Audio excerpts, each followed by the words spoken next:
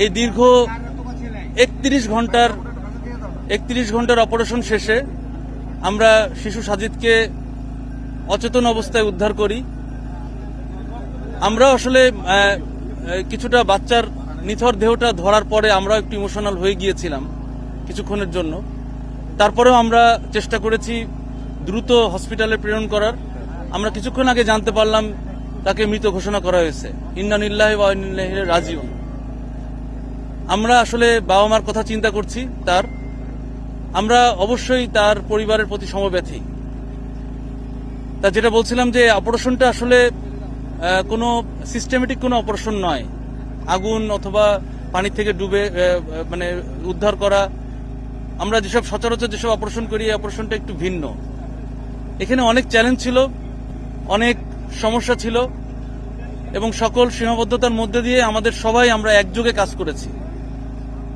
বিশেষ করে ইউনো সাহেবকে আমি ধন্যবাদ দিব আমাদের প্রত্যেকটা মুহূর্তে সর্বাত্মকভাবে সহযোগিতা করার জন্য, এবং অন্যান্য তার সাথে সংশ্লিষ্ট সকল সংস্থা সবসময় সাথে ছিলেন। তা আমাদের এই অপারেশনটা সীমাবদ্ধতা ছিল যে এটা মানে জরুরি দ্রুত করাও যায় না, আবার একই সাথে শুরুতেই আমাদের একটু ইমোশনাল কারণে হয়তো ভুলটা হয়ে গিয়েছে। আমরা আসার আগেই ওনারা চেষ্টা করেছিলেন। এই চেষ্টাতে আসলে ওই সময় তার এই যে 8 থেকে 6 ইঞ্চির, আমরা বলছি 6 ইঞ্চি, বাট আসলে এটা প্রথমে ছিল 8 ইঞ্চি, এই ডায়ার একটা ছোট ইসের মধ্যে যখন চেষ্টা করা হয় তখন কিন্তু অনেক মাটি পড়ে যায়, মাটি এবং খড়কুটো পড়ে যায় এবং বেশ পরিমাণ পড়ে যায়। আমাদের সার্চ ভিশন ক্যামেরা দিয়ে কিন্তু আমরা যখন দেখি আসার পরপরই, তখন কিন্তু দেখা যায় শুধুমাত্র মাটি, তার কোনো অস্তিত্ব অথবা হাত মুখ কোনো কিছুই দেখা যাচ্ছিল না, খড়কুটো দেখা যাচ্ছিল।